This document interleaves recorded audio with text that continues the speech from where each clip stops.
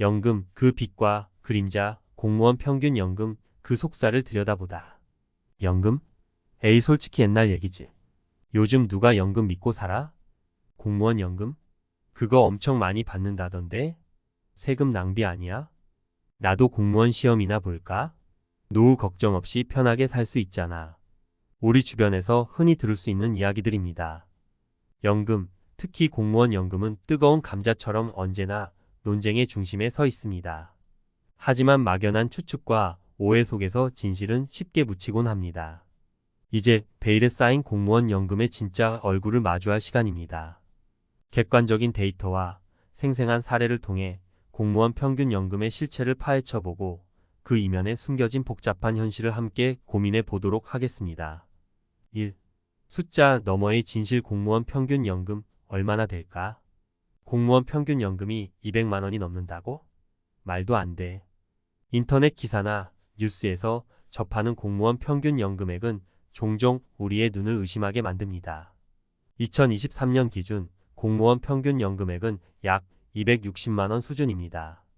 하지만 이 숫자만 보고 섣불리 판단해서는 안 됩니다. 평균은 극단적인 값에 쉽게 왜곡될 수 있기 때문입니다. 고위직 공무원들의 높은 연금액은 평균을 크게 끌어올립니다. 실제로 퇴직 공무원의 절반 이상은 월 200만 원 미만의 연금을 받고 있습니다. 9급 공무원으로 30년을 근무한 경우 평균 연금액은 약 150만 원 수준입니다. 그래도 150만 원이면 꽤 괜찮은 거 아닌가? 물론 다른 직종과 비교했을 때 결코 적은 금액은 아닙니다. 하지만 공무원 연금은 단순히 노후 소득 보장 이상의 의미를 지닙니다. 그것은 낮은 급여, 잦은 야근, 높은 스트레스 등 공무원들이 감내해야 하는 어려움에 대한 일종의 보상이기도 합니다. 2. 3인 3색 그들의 이야기. 공무원 연금 누구에게나 똑같을까? 공무원 연금은 개인의 재직기간, 직급, 퇴직 시점 등 다양한 요소에 따라 천차만별입니다. 똑같은 공무원이라도 누군가에게는 든든한 노후 보장이, 누군가에게는 턱없이 부족한 생활비가 될 수 있습니다. 이제 3명의 퇴직 공무원들의 이야기를 통해 공무원 연금의 다양한 얼굴을 만나보겠습니다. 사례 1. 김 선생님, 30년 헌신의 대가. 김 선생님은 30년 동안 초등학교 교사로 재직했습니다. 아이들을 사랑하는 마음으로 묵묵히 교단을 지켰지만 학봉과 경무에 시달리며 경제적으로 늘 빠듯한 생활을 이어갔습니다. 퇴직 후 김 선생님은 월 180만 원의 연금을 받게 되었습니다. 비록 풍족하지는 않지만 김 선생님은 연금 덕분에 비로소 안정적인 노후를 꿈꿀 수 있게 되었습니다. 사례 2. 박 과장님, 씁쓸한 퇴직. 박 과장님은 20년 동안 구청에서 근무했습니다. 민원 처리, 예산 집행 등 경무에 시달리며 밤낮 없이 일했지만 잦은 인사 이동과 승진 누락으로 마음고생이 심했습니다. 명예퇴직을 결심한 박 과장님은 월 120만 원의 연금을 받게 되었습니다. 예상보다 적은 금액에 박 과장님은 실망감을 감출 수 없었습니다. 사례 3. 최서기관님, 또 다른 시작. 최서기관님은 35년 동안 중앙부처에서 고위공무원으로 재직했습니다. 정책 수립, 국제협력 등 중요한 업무를 수행하며 국가 발전에 기여했지만 잦은 해외 출장과 스트레스로 건강이 악화되었습니다. 퇴직 후 최서기관님은 월 350만 원의 연금을 받게 되었습니다.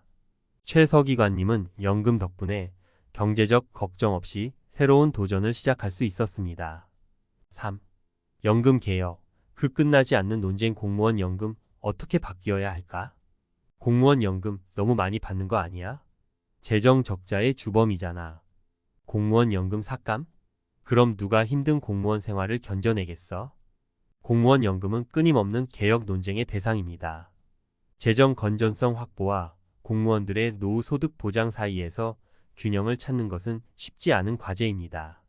하지만 분명한 것은 공무원 연금은 단순히 돈 문제가 아니라는 점입니다. 그것은 공무원들의 헌신과 노력에 대한 사회적 인정이며 미래 세대를 위한 투자이기도 합니다. 35년 헌신, 그리고 새로운 챕터. 최서기관님의 연금, 그 이상의 가치. 최서기관님의 이야기는 단순히 높은 연금으로 귀결될 수 없습니다.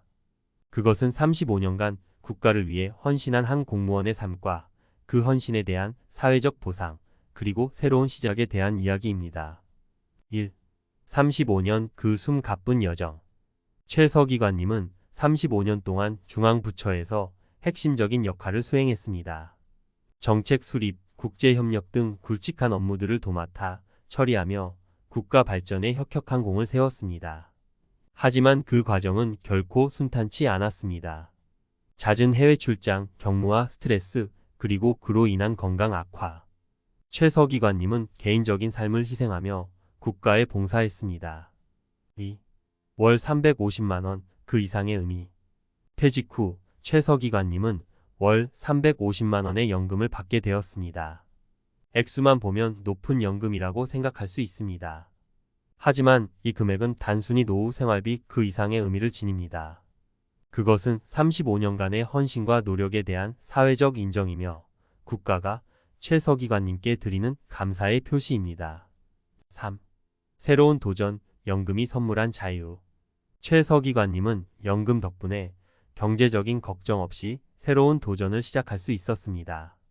그동안 꿈꿔왔던 사회 봉사활동에 참여하고 오랫동안 미뤄왔던 취미생활도 즐기고 있습니다.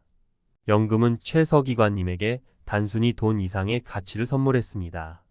그것은 바로 자유입니다. 4. 최서기관님의 이야기가 우리에게 주는 메시지. 최서기관님의 이야기는 우리에게 중요한 메시지를 던집니다. 공무원 연금은 단순한 돈이 아니다.